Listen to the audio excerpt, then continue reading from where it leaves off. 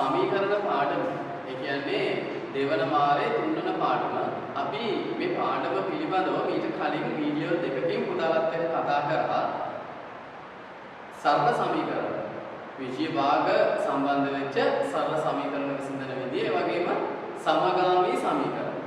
සමගාමී සමීකරණ ගැන අපි කතා කරා. ඉංග්‍රීසි මීඩියම් දරුවෝ simultaneous equations කියලා කිව්වා සමගාමී සමීකරණ වල. එතකොට පුතේ අද අපි බලාපොරොත්තු වෙනවා ඔයාලට කතා කරන්න මේ පාඩමේ අවසාන කොටස, ඒ කියන්නේ වර්ගජ සමීකරණ කොහොමද විසඳන්නේ කියලා. ඉංග්‍රීසි මීඩියම් දරුවෝ මේකට කියනවා quadratic equations කියලා. quadratic equations. එවන අපි බලමු මේ වර්ගජ සමීකරණයක් කියලා කියන්නේ මොන ආකාරයේ සමීකරණයක්ද කියලා. දැන් මම ඒතකොට පුතාලට පොදුවේ කියන්න මෙන්න මෙහෙම ax වර්ග ධන bx ධන c සමානයි බිඳුව කියලා කිව්වොත් ax වර්ග ධන bx ධන c සමානයි බිඳුව. දැන් මෙන්න මේකේ ඔයාලා පේනවා මෙතන x වර්ග පදයක් තියෙනවා. ඊට පස්සේ මෙතන x පදයක් තියෙනවා. මෙතන තවත් c අකුරෙන් පෙන්නන්නේ මොනවා හෝ වගේ. එතකොට මේ ආකාරයේ සමීකරණයක් මම නිරුත් උදාහරණයකට 2x වර්ගය 4x ධන 5 වගේ මේක ඍණ 5 වෙන්න පුළුවන්, ඍණ 2 වෙන්න පුළුවන්. මෙන්න මේ ආකාරයේ සමීකරණයක් අපි වර්ගජ සමීකරණයක් කියලා කියනවා. ඇයි හේතුව? වර්ග පදයක් මෙතන තියෙනවා. ස්ක්වයර් ටර්ම් එකක් තියෙනවා. එතකොට මේ a b c කියන අගයන් වලින් මේ ax වර්ග පදයේ සංගුණකය වෙලා තියෙනවා. ඒක නිසා a අසමානයි බිඳුව වෙන්න ඕනේ මේ සමීකරණය. වගේම b අගයන් සහ c අගයන් බිඳුව වුණා කියලා ගැටලුවක් නැහැ. මම ඒකට අදාළ උදාහරණයක් උදාහරණයක් ලියලා දෙන්නම්. අපි ගත්තොත් මෙන්න මේ වගේ සමීකරණයක්. අපි ගමු 2x වර්ග ධන 5 සමානයි බිඳුවයි. මේක වර්ගජ සමීකරණයක්. දැන් මෙතන bx කියන ආකාරය නැහැ. c අගය තියෙනවා 5යි කියලා. මෙතන 2x වර්ග. මේක වර්ගජ සමීකරණයක්. ඇයි? වර්ග පදයක් සහිතයි. මම තවත් උදාහරණයක් ගන්නවා. මේක උදාහරණයක්. මම තවත් උදාහරණයක් ඔයාලට දෙන්නම්. මේ වගේ. අපි ලියමු x වර්ග ධන 5x සමානයි බිඳුවයි. වර්ගජ සමීකරණයක්. ඇයි වර්ගජ සමීකරණයක් කියලා කියන්නේ? වර්ග පදයක් තියෙනවා. දැන් මෙතන c අගය නේ. එතකොට මේ ආකාරයම එනවා වගේම සමහර විට c අගය නොමැතිව සමහරලාට bx කියන කොටස නොමැතිව මේ අයුරින් සමීකරණ අපිට ඉදිරිපත් වෙන්න පුළුවන්. මේ හැම සමීකරණයක්ම අපි වර්ගජ සමීකරණ, ඒ කියන්නේ quadratic equations කියලා හඳුනගන්නවා. එතකොට අපි බලමු එහෙමනම් මේ ආකාරයේ වර්ගජ සමීකරණයක්. ඒ කියන්නේ වර්ග පදයක් සහිත. ඉතින් x ම වෙන්න ඕනේ නැහැ. සමහරවිට මෙතන y වර්ග, x වර්ග, m වර්ග, n වර්ග මොනවා හරි අකුර වෙනස් වෙන්න පුළුවන්. හැබැයි වර්ග පදයක්. එතන මේ ආකාරයේ සමීකරණයක් කොහොමද අපි විසඳන්නේ කියන එක තමයි දවසේ පාඩම වෙන්නේ. මම උදාහරණ පුංචි උදාහරණයක් අරගෙන ඉස්සෙල්ලා මේ ගාන කතා කරන්න අපේ මේ විදියට. අපි ගමු x වර්ග ධන 2x සමානයි b. දැන් ඔන්න සමීකරණය විසඳන්න. ඉතින් මේ සමීකරණයම මම මෙන්න මේ වගේ ලියුවනම් x ධන 2x සමානයි බිඳුව කියලා. දැන් මේ සමීකරණයේ මෙයාගේ තියෙන වෙනස තමයි මෙතන x වර්ග පදයක් මෙතන එහෙම නැහැ. x 2x. මේ දෙන්න එකම ජාතිය. ඒක නිසා අපි පුංචි කාලේ කිව්වා සජාතීය පද කියලා x සහ 2x. ඉංග්‍රීසි මීඩියම් දරුවෝ කියනවා like terms කියලා. එතකොට මේ දෙන්න අපිට x 2x 3x කියලා එකතු කරන්න පුළුවන්. එක සමානයි බිඳුවයි. දැන් අපි දෙපැත්තම 3ෙන් බෙදලා x සමානයි බිඳුවයි කියලා අවසානට උත්තරේ ගන්න. හැබැයි මෙතන එහෙම කරන්න බැහැ පුතාලා. ඇයි? මෙතන x වර්ග කියලා කියන්නේ x කියලා කියන්නේ විජාතීය පද. ඉංග්‍රීසි මීඩියම් දරුවෝ කියනවා unlike terms කියලා. එතකොට ඔයාලට මේ සමීකරණය විසඳන්න නම් ප්‍රථමයෙන් මේ දීලා තියෙන ප්‍රකාශනය සාධක වෙන් කරගන්න වෙනවා. ඉංග්‍රීසි මීඩියම් දරුවෝ ෆැක්ටරයිස් කරනවා කියන එක. රයිට්. එතකොට මේක සාධකමෙන් කරන්න පුළුවන් පුතාලට මේ විදියට. මේ දෙන්නටම බලන්න x පොදුයි. එහෙනම් මම එයා එළියට ගන්නවා. මේ දෙන්නටම x පොදුයි. එතකොට x වර්ග පදයේ x ගෙන් බෙදුනාම එක x එකක් වෙනවා. ධන දෙකයි x ගෙන් බෙදුනාම ධන ගානකින් බෙදෙන නිසා ධන වුණා. 2x x බෙදුනාම ඉවත් වෙලා x ඉතුරු වෙනවා 2. මේක හරිද කියලා නැවත බලන්න පුළුවන්. x ගෙන් x ධන දෙක ගුණ කරන්න. x ගුණ කිරීම x වර්ග x ගුණ කිරීම 2 2x. මේවා ඔයාලා දන්නවා. කලින් පාඩම් වලදී පුතාලා ඉගෙනගෙන තියෙනවා. දැන් අපි ලියනවා මේක සමානයි බිඳුව කියලා. මෙතනින් ගහන්න මොනවද කරන්නේ? පුංචි දෙයක් ඉගෙන ගන්න තියෙනවා. මම ඔය වැඩේ මෙන්න මේ පැත්තේ පුතාලට පෙන්නන්න. ඔයාලා දන්නවා පුතේ පහ ගුණ කරෝතින් බිඳුවේ. උත්තරේ බිඳුවයි. ඕනම ගානක් බිඳුවේ ගුණ වුණොත් බිඳුවයි. පහ එහෙනම් ගුණ වුණොත් බිඳුවේ බිඳුවයි. මේක අනිත් පැත්තට ලියුවත් ඉතින් ඒකම තමයි නේද? බිඳුව පහෙන් ගුණ කරා ඒත් මේ සිද්ධියමනේ. නේද? වගේමයි බිඳුව ගුණ කිරීම බිඳුව වුණොත් ඒත් බිඳුවයි. එහෙනම් අපි නිගමනයකට එනවා පිළිතුර ගුණිතය විදියට ප්‍රොඩක්ට් එක විදියට ඉංග්‍රීසි මීඩියම් දරුවෝ කියනවා ගුණිතයට ප්‍රොඩක්ට් කියලා. බිඳුව ගුණිතය ලෙස ඇවිල්ලා තියෙනවා නම් මේ ගුණවන සංඛ්‍යා දෙක, ඒ කියන්නේ ගුණ්‍ය සහ ගුණකය.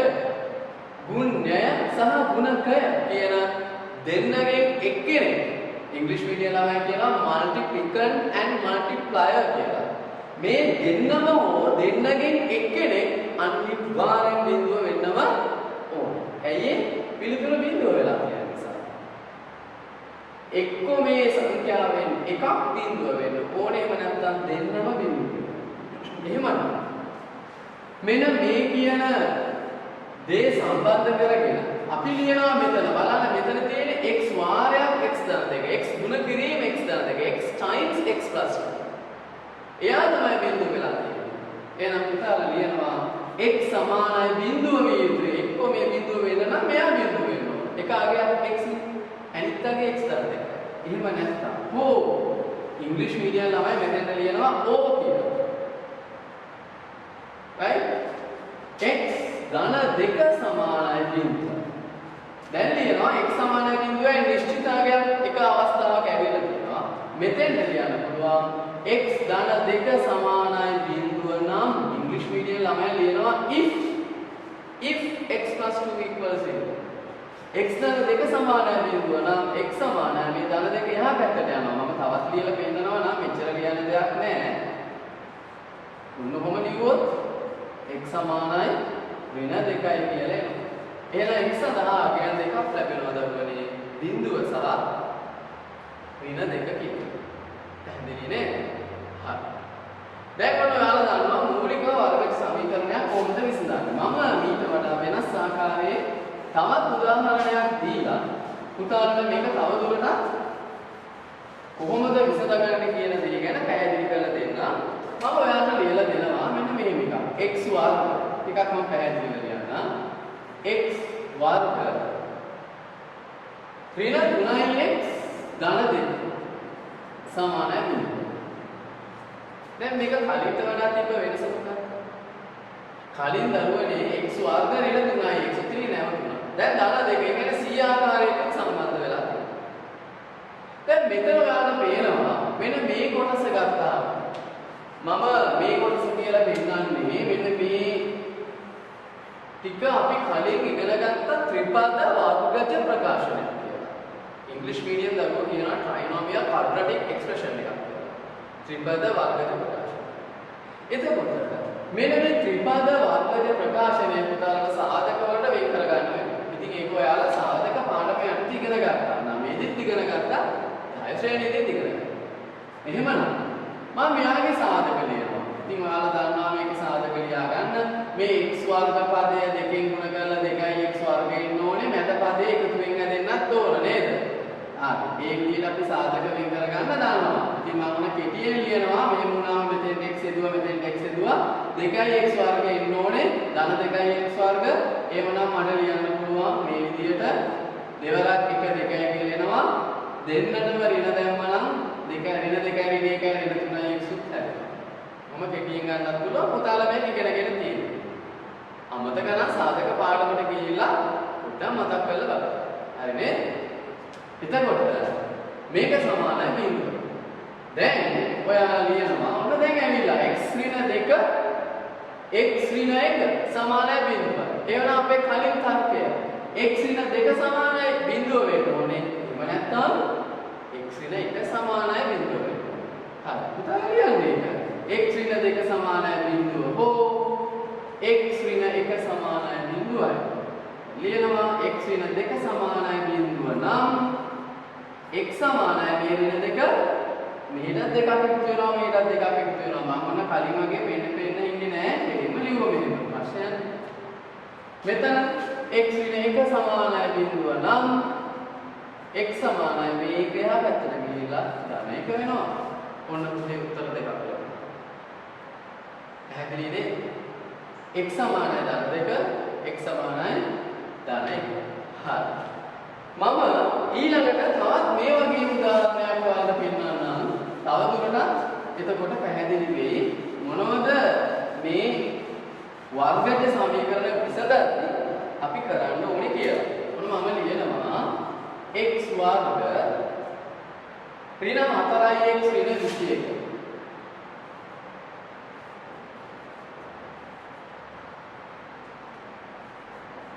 සමානයි බිඳුව. right දැන් මේ සමීකරණය ඔයාලට මෙහෙම වෙන්නත් පුළුවන්. මම ඒක නිසා ඒක ඒ විදිහට ලියලා පෙන්නන්නම්. මේ ගාන තව පොඩ්ඩක් වෙනස් කරලා. මම ඔයාලට කියනවා මේ කොහොමද නෙවෙයි මෙන්න මෙහෙමයි තියෙන්නේ. දැන් මේ කතන්දරේම ඔයාලට මේ විදිහට තිබ්බනම් මාරම ලේසි නේද? දැන් වර්ගපදයක් නේද? සජාතීය පද නේද? like terms. එහෙනම් x වර්ග ඍණ 4යි x නුයි ඍණ 4යි x නුයි x නුයි ඍණ 4යි x නුයි x සුළු වුණා එකතු වෙනවා මෙතන අඩු වෙනවා ඒතකොට ඍණ 3යි x කියනවා නේද? එයා සමානයි 21යි. දැන් ඉතින් දෙපැත්තම ඍණ 3ෙන් බෙදලා x සමානයි ඍණ 7යි කියලා උත්තරේ ගන්නවා. 3 වරක් 7 21යි. උක ඉතින් අපිට 7 පන්තියේදී 8 පන්තියේදී හැබැයි මෙතන තියෙන්නේ මේක නෙමෙයි x වර්ග ඍණ 4යි x. වර්ගපදයේ තියෙන නිසා පුතාලා මෙතෙන්දී චුට්ටක් අමාරුයි. හැබැයි දැන් පුළුවන් ඔයාලා. මේ දෙන්න සුළු කරන්න බැරි වුණාට දැන් මෙතන විජාතීය පද තියෙන x වර්ග පදයක්. x වර්ග පදයක් මෙතන x. එතකොට ඔයාලා මේ දෙන්න තවදුරටත් සුළු කරගන්න බැරි නිසා අපි මෙයාව ගේනවා කවුද මෙයා කියලා කියන්නේ මේ 21 ගේනවා මේ පැත්තට. ධන 21 නිසා මෙහෙම වෙනකොට ඍණ 21. ඔන්න බිඳුව. x වර්ග ඍණ 4යි x ඍණ 21 සමානයි බිඳුව. පැහැදිලි නේද? දැන් මෙන්න මේ x වර්ග ඍණ 4යි x ඍණ 21 අර මම කලින් කියපු ආකාරයේ ත්‍රිපද වර්ගජ ප්‍රකාශනයක්. පැහැදිලි නේද? trinomial quadratic expression එක. ඉතින් එයා අපිට පුළුවන් සාධක වලට වෙන් කරන්න. ඉතින් මම ඔන්න කලින් විදියටම සාධක වෙන් කරන්න මෙහා. මෙතන x වර්ග ඍණ 21 වුණාම ඍණ 21යි x වර්ගනේ. right. ඉතින් ඒක නිසා අපිට ගුණිතයෙන් එයා ලැබෙන්නත් උන හැබැයි එකතුවෙන් ඍණ 4යි x එන්නත් උන. මෙතන x වර්ග 21කින් ගුණ කරාම ඍණ 21යි x වර්ග නිසා අනිවාර්යෙන් ධන ගාණක් සහ ඍණ ගාණක් ගුණ විය යුතුමයි. නැත්නම් වෙන උත්තරයක් එන්නේ නැහැ. ඒක ඔයාලා දන්න. එහෙමනම් මට ගන්න පුළුවන් නේ 21 එකක් 21යි 7 3ක් 21යි මම එතනින් තෝරගන්නවා 7 3ක්. ඒ ඇයි කියන දේ ඔයාලා මුලින්ම දන්නවා සාධක පාඩම ඉගෙන ගන්න. එතකොට මෙතන ඍණ 4යි x හැදෙන්න ඕන නිසා මම වැඩි අගයට මෙතන ඍණ දුන්නා. දැන් එකතු වුණාම ඍණ 4යි x උත් හැදෙනවා. ඔන්න සාධක නම් ලැබුණා.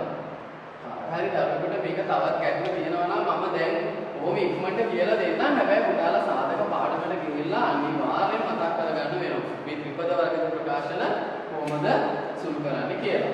right? මම ඔන්න ඔයාලට අමතකයි නම් කවුරු හරි දුවෙකුට පුතෙකුට නැවත මතක් වෙන්න ඕන නිසා මේ කරන්නේ.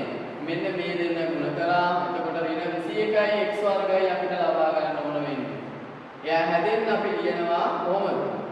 21 පුළුවන් අපිට 7 3. ඉතින් වැඩි අගයට ඍණ දෙනවා. මෙතන ඍණ නිසා මතක ඇති. එතකොට ඍණ 7x ධන 3x ඍණ 21යි.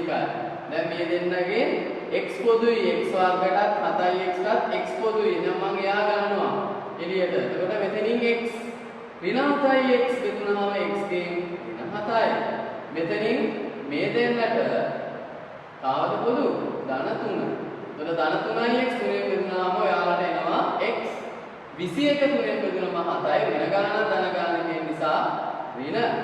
දැන් එනවා මේ දෙන්නට x ඍණ 7 පොදු වෙලා මෙතනින් x ඉතුරු වෙනවා. මෙතනින් බෙදුනහම ධන 3. x ඍණ 7 x ධන. පැහැදිලි නේ? කියලා දෙන්න තරම් එක දෙයක් නෙමෙයි. ඔයාලා මෙතන කලින් මේක ඉගෙනගෙන තියෙනවා. හරි. ඔන්න මම ඒක උදව් කරා. right. දැන් අපි ලියනවා x ඍණ 7 x ධන 3 බිඳුව නම් කලින් කිව්වා අනිවාර්යයෙන් මේ දෙන්නෙන් එක්කෙනෙක් බිඳුව විය යුතුමයි නැත්නම් දෙන්නම බිඳුව වෙන්න ඕන. මොකද x ඍණ 7 වාරයක් x ධන 3නේ. x ඍණ 7 x minus 7 times x plus 3 English medium දරුවෝ. එහෙමනේ කියන්නේ. එතකොට මම ලියනවා මේක x ඍණ 7 සමානයි බිඳුව හෝ x ධන 3 සමානයි බිඳුවයි. x ඍණ 7 සමානයි බිඳුව නම් x සමානයි මෙහා එහා පැත්තට ගිහිල්ලා ධන 7යි. x ධන 3 සමානයි බිඳුව නම් මොකද වෙන්නේ? මේ ධන 3 මෙහෙන් 3ක් අඩු වෙනවා මෙහෙනුත් අඩු වෙනවා. මම මේක පෙන්නුවේ නෑ කලින්ම අවස්ථාවේ පෙන්නුවා. ඉතින් ඔකට කෙලින්ම අපිට ලියන්න පුළුවන්. එහෙනම් x සමානයි ධන 7යි x සමානයි ඍණ 3යි කියලා පිළිතුරු දෙකක් ඇවිල්ලා තියෙනවා. මම හිතනවා දැන් ඔයාලට වර්ගජ සමීකරණ කොහොමද විසඳන්නේ කියන එක හොඳටම පැහැදිලි කියලා. හැබැයි මම තවත් වෙනස් ආකාරයේ ගණනක් ඔයාලට කියලා දීලම මේ කොටස අවසන් කරන්න බලන්න. මෙන්න මේ වගේ. සමහර වෙලාවට මේ ආකාරයට මේ කියන්නේ ax වර්ග ධන bx ධන c කියන ආකාරයටම පුතාලට එන්නේ නැතුව මෙහෙම ගාන වෙනස් වෙන්න පුළුවන් නේ. දැන් අපි හිතුවොතින් x ධන 3 යට 2 මෙයා සමානයි 3x ධන 2. මෙතන x කියලා තිබුණා. දැන් අර වගේ නේද? එතකොට ඔයාලා දන්නවා හරස් ගුණිත කරලා මේ විජීය භාග දෙකක් දෙපැත්තේ තියෙන්නේ. අපිට හරස් ගුණිතයෙන් මේක මෙහෙම ලියන්න පුළුවන්. x වාරයක් x ධන 3 2 වාරයක් 3x ධන 2. දැන් x ගෙන් ගුණ වුණාම x වර්ග x 3ෙන් ගුණ වුණාම ධන 3x 2 3x ගෙන් 6x දෙවරක් 2 4යි. දැන් හරි. දැන් අපි මේ පැත්තේ තියෙන සියල්ලම මේකට ගෙනමු. මොකද වර්ග පදයක් එක්කනේ තියෙන්නේ නේද? තව දුරටත් සුළු කරගන්න නැත්නම් කරදරයි. මෙයා මෙහෙට ගෙනාව 6x. මේ හතරක් මේකට ගේන මුදී තියන් විදිය කියලා තේරුමක් නැහැ. වර්ග පදයක් තියෙන්නේ අපි කලින් කතා කරා ඒක. දැන් x වර්ග ධන 3x ඍණ 6x ඍණ 3x හතර සමානයි බිඳුව. ඔන්න නැවත ලැබුණා. මෙතන එනවා ත්‍රිපද වර්ගජ ප්‍රකාශය. මේ ඇවිල්ලා තියෙන්නේ ත්‍රිපද වර්ගජ ප්‍රකාශය. මේ තියෙන්නේ. ඉතින් එයා සාධක වලට වෙන් කරගන්න දැන් ඔයාලා දන්නවා. මම කෙලින්ම ලියනවා ඒක නිසා. මම දැම්මොත් මෙතෙන්ටත් මම x දාලා ඍණ 4x වර්ග හැදෙන්නේ. එහෙනම් ඍණ 4x වර්ගය එන්න නම් අපිට පුළුවන් ඔන්න ඔහොම ලියන්න. දැන් එනවා නේද? සමානයි බිඳුවයි. මම ඉඩ නැති නිසා මෙතනින් පහලා ලියන්නේ නැතුව මම මෙන්න මෙතෙන්ට ඇවිල්ලා ලියනවා. දැන් x ඍණ 4 මෙතන තියෙනවා x ගන්න එක මම ඒ පියවරම නැවත ලියුවා. එහෙනම් අපි ලියනවා x ඍණ 4 සමානයි බිඳුව හෝ ඉංග්‍රීසි මීඩියම් ළමයි O කියලා ලියනවා. x ධන 1 සමානයි බිඳුවයි. x ඍණ 4 සමානයි බිඳුව නම් x සමානයි ධන 4යි. මේක හැපැත්තට ගියා. x ධන 1 සමානයි බිඳුව නම් x සමානයි ඍණ 1යි. ඔන්න ඔය විදිහට පුතාලට ලැබෙනවා x සහ අගයන් දෙකක්. මම හිතන්නේ ඉංග්‍රීසි මීඩියම් ළමයට ගැටලුවක් වෙන්නේ නැතුව ඇති. මම මේ අවශ්‍ය සියලුම දේවල් ටික කිව්ව නැවත උනේ නම් මම මේ ගාන එයාලට විස්තර කරොත් ඉංග්‍රීසි මීඩියම් දරුවන්ට නැවත වතාවක් හිතනවා යන්න පුළුවන් ඇති කියලා තේරුණා කියලා x plus 3 upon 2 equal 3x plus 2 upon x. That's a question. Then using cross multiple we can write this one as x times x plus 3 equal to times 3x plus 2. Now x squares plus 3x. After removing brackets, this one we can write as x squares plus 3x. 2 times 3x is 6x, 2 times 2 is 4. Then x squares plus 3x, 6x subtract from both sides and 4 subtract from both sides. Now 6 minus 6x minus 4. Now here 0 equals 0. Now here you can see trinomial quadratic expression x squares minus 3x minus 4. X squares minus 3x minus 4 equals 0. Factors of x squares minus 3x minus 4 is x minus 4 and x plus 1. Now x minus 4, x plus 1 equals 0, x minus 4 equals 0, oh. Therefore x minus 4 equals 0, oh, x plus 1 equals 0. If x minus 4 equals 0, x equals 4. 4 add to the both sides. X plus 1 equals 0. If x plus 1 equals 0, 1 subtract from both sides. Then x equals minus 1. There are two answers.